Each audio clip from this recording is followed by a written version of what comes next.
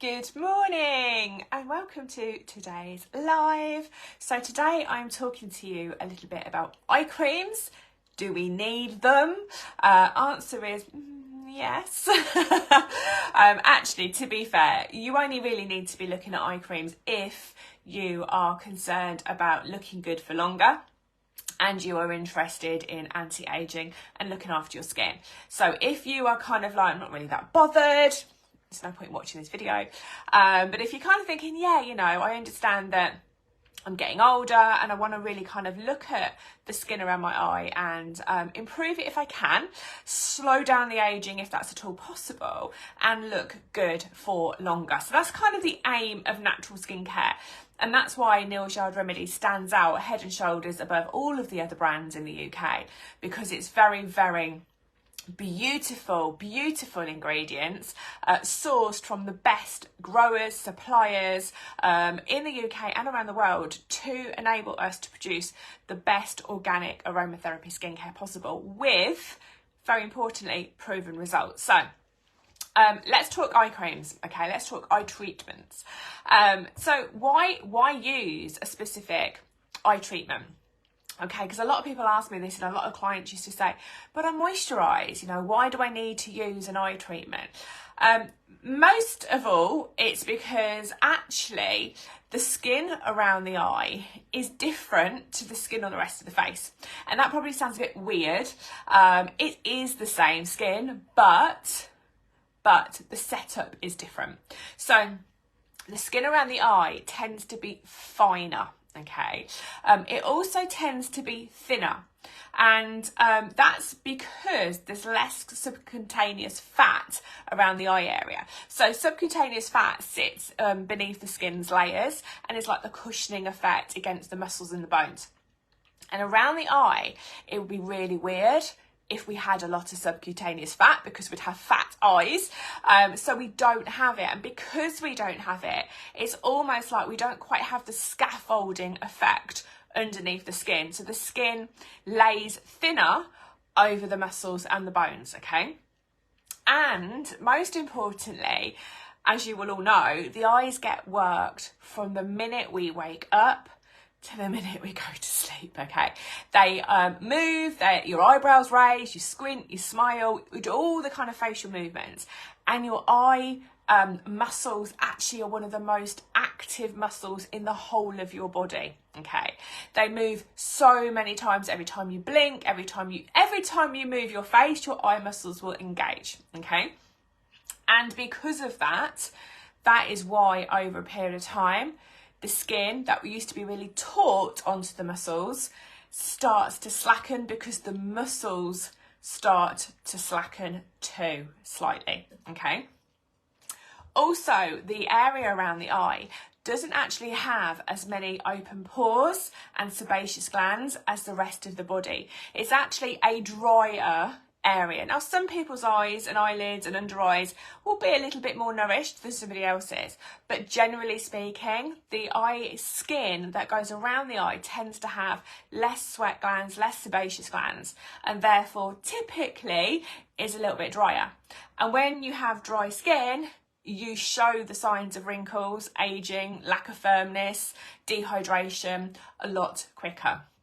Okay, so hopefully this is making sense. So normal moisturisers, the reason why they aren't actually too great around the eye is because the eye skin is different, it's thinner, it's finer.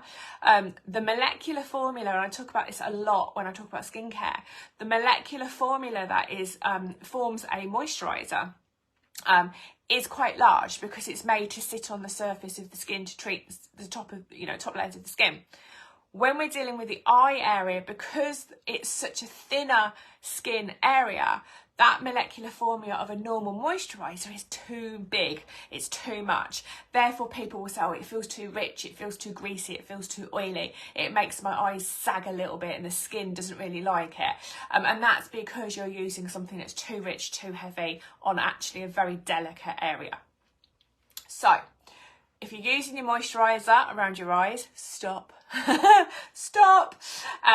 So, what sort of age would you start to use an eye treatment or an eye cream or an eye gel, whatever the case may be? Actually, I'm going to talk the big picture here, okay? Now, I've been a therapist for 30 years and I have looked after my skin for a lot longer. So I've probably looked after my skin, oh God, for about 35 years. Literally, my mum used to get ready every morning in the bathroom and she used to have a skincare routine, do her makeup. So as a young girl growing into a teenager, that's what I watched, that's what I started to do. So I remember, oh gosh, I must have been about 11, 12. I remember her booking me, I don't know what it was called, but it was in a department store and it was to do with a makeup counter. But they had a training room upstairs and there was a workshop where you could bring your daughters and you could, you know, learn about looking after teenage skin. So from that kind of point onwards, which was early teens, I really started to look after my skin. So I can look at this topic from a personal perspective as well as a industry expert, okay? So, if you're watching this and you're around 20 years old, start now, okay? Because when you start in your 20s, you are aging. Believe it or not, you might not feel it. I didn't feel it in my 20s. I thought I was going to live forever. But you are aging. So start in your 20s with light, simple formulations, light, simple skincare routines, okay? Because prevention, by looking after, nourishing the skin, caring for the skin, protecting the skin, using SPFs, all that kind of stuff, that prevention in your 20s is super significant to what your skin's going to look like in its 40s, okay? So if you're in your 20s, start now. If you're in your 30s, you will find that you will start to notice some signs of aging. Now, the signs of aging in your 30s are quite normally, okay, quite gentle and quite subtle. You might start to see a few freckles come up that maybe you hadn't noticed, and they could be freckles from sun damage that you got when you were 9 and you didn't have sunscreen on and you spent all summer in the garden, okay? Note to parents on children, SPF every day, regardless, okay? So you might start to see freckles coming up and like a little bit of pigmentation in your 30s. You might start to see little lines coming, forehead, wherever, just starting to form on the surface of the skin. You might start to see a slight slackening in the skin, very, very subtle, okay? So in your 30s, you're definitely going to be wanting to use a product for how your skin is in your 30s, okay? In your 40s, sorry to say, you are losing collagen rapidly every single year. And that is kind of like your building blocks. That's kind of like your scaffolding to hold the skin firm, in place, taut, line-free, and looking really, really healthy. And you naturally lose it. Okay, so in your 40s, that is when you could potentially start to see the signs of aging around your eyes, even more so. Those fine lines that you first witnessed in your 30s will start to stay there when you don't squint, okay? The firmness, the heaviness of the upper lid starts to kick in. And I was looking at this and we start to stand at the mirror and we start doing things like that. Like when I was in my 20s, my eyebrows were up here. So we start to notice kind of heavier set upper lids. We start to notice more lines around the eyes. And that's because the aging is happening. Unless you're going to go down medical aesthetics, I haven't gone down that route. I'm 47, nearly 48. So you don't have to go down that route. You have options. I'm not against it, by the way. But it's about making the right decisions, choosing the right products, taking the action and staying consistent with your skincare to really get the results that you want to, achieve. In your 50s, okay, honestly, the aging process is in full flow, okay? You've probably either gone through the menopause or going through the menopause. And that lovely lack of estrogen affects every single thing within your whole body. You have estrogen receptors all over your body in every single organ, in how your cells behave. So in your kind of menopausal years, your skin can be really affected, and also your sleep and your stress and your diet can all be affected. And that can take itself out on your eyes, okay? And you normally see an accelerated aging around the eye area with women who are in their 50s, okay? I've got a hair. Oh, where's the hair? I can feel it, I can feel it. Don't you just hate that when you've got a hair flying around your face? I don't know where it is. Anyway, sorry. Keeping it real. So in your 50s, you will start to see all of the things I've just said, but more so, okay? And if you have actually been really good and you've been looking after your skin in your 20s and your 30s, in your 50s you might not have too much of a problem, okay? But if you are new to like skincare and you are just coming into your 50s or you're in your 50s, don't worry, okay? We can't turn back what has already happened, but we can work on the skin that you have now. We can look at like what are the concerns and what products would suit your skin specifically for where you are in your life right now. So you can start at 50 if you've never looked after your skin before. Now, if you're kind of thinking, okay, so let's think I'm going to get an eye cream or I'm going to get an eye gel, but how often do I use it? Okay, how is this supposed to slot into my routine? So if you're up to 40 and your skin is in pretty good nick, okay, so you've been kind of looking after your skin, then once a day up to 40 with an eye treatment should be plenty, okay? If you're over 40, whether you've looked after your skin or you haven't, you're going to be wanting to be using an eye treatment twice a day. Okay, and this is where it kind of gets a little bit prescriptive and a little bit interesting. And this also depends on your budget, so it's something that you can think about and work towards, but you can also do this with one product. In your 40s plus, you want to be using it twice a day.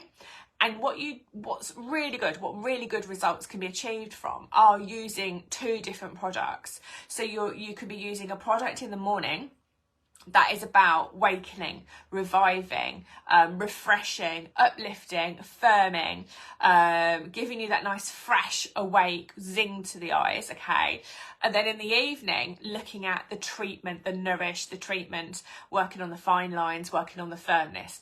And if you're using those two products, you're basically covering both bases of what happens to the skin and the eyes as we age.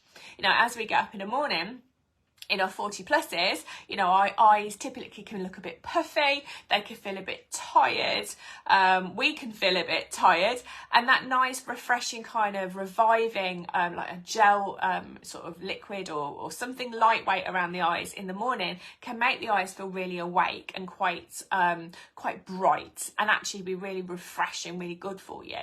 And then in the evening, like I say, when we start to really think about, well, what can we do now? Because we've taken all our makeup off, we've done our skincare routine, we're going to use the eye cream, and we want something that's going to work maximum effects for us right at the moment we apply it, but all the way through the night. So we're kind of giving ourselves that double whammy. And that typically comes in like a creamier form, okay? So with NYR Remedies, we actually have 5 eye treatment products, and they are all brilliant. And to be fair, I've used all of them pretty much in all the treatments I've ever done. And the way that I've used them in treatments, for example, is when I'm doing kind of non-anti-aging, so sort of 20-year-olds and 30-year-olds, just a really, really nice, nourishing, hydrating treatment, I would typically kind of be swayed towards the gel type formulas for eye treatments, because that's the age group and that's kind of all they need right there and then. But for more signature treatments where I'm really kind of working on anti-aging, firmness, fine lines, really kind of trying to get the condition of the skin looking as good as possible. And I'm doing a more anti-aging type of facial. That's when I would then tap into the Frankincense Intense, which is a much more intense, by the name, type of eye treatment. So we've actually got 5, okay? So I'll go through them really quickly, but I'm not going to go into major detail. So the link I will pop above this video, so please feel free to go onto my website and have a little look and have a little read of all the different eye treatments that I talk about and see if any of them kind of resonate with you, if any of them stand out to you for the needs that you currently have. So frankincense do an eye gel. It's actually an eye and lip gel because funnily enough, and we don't really talk about lips very often, but funnily enough, the lip skin is actually quite similar to the way that it works as the eye skin, okay? So when you use any eye treatments, okay, just a little therapist tip here for you, use them around the mouth, okay? So you don't necessarily want to go onto the lip skin, but you want to aim for around the mouth, okay? Because actually that does wonders, all right? So frankincense eye and lip gel is £27, and that is a gel format, so it's nice and refreshing. It has anti-aging. It is perfect for anybody from 20s upwards, but I will just put a caveat in there saying most 20-year-olds won't need this, okay, unless you've got really bad and you are accelerating in aging for some reason, okay. Then we've got the Reviving White Tea Eye Gel. Now that is £24. Now that is also very refreshing, very cooling, great for puffiness. And again, that could be for anybody, 20 to 80, okay? But it's also very good for those younger skins that don't necessarily need the anti-aging, but like the sensation of like a cooling, a fresh, and the hydration that they get from it. Then we've got kind of a little bit of a superpower eye treatment, which doesn't get talked about too much actually, because I think people, when you say brightener, people don't take it seriously as an eye treatment, but actually it is. And that is actually the Wild Rose Eye Brightening Cream. I had to decipher where my words were then. And it's really, really good. It smells beautiful, by the way. If you've never tried the Wild Rose range, it is gorgeous. But it's actually a brightener, but it also has hydrating, firming, plumping, really reviving kind of properties in it. But it's a brightener. So ultimately, how does it work? It works by light reflecting. So a lot of brighteners work from a light reflecting perspective. Excuse me. So brilliant if you're feeling a bit tired, if you've not been very well, if you've got dark circles, that kind of thing. Then we've got Frankincense Intense Age Defying Cream, and that is all about lines and wrinkles, okay?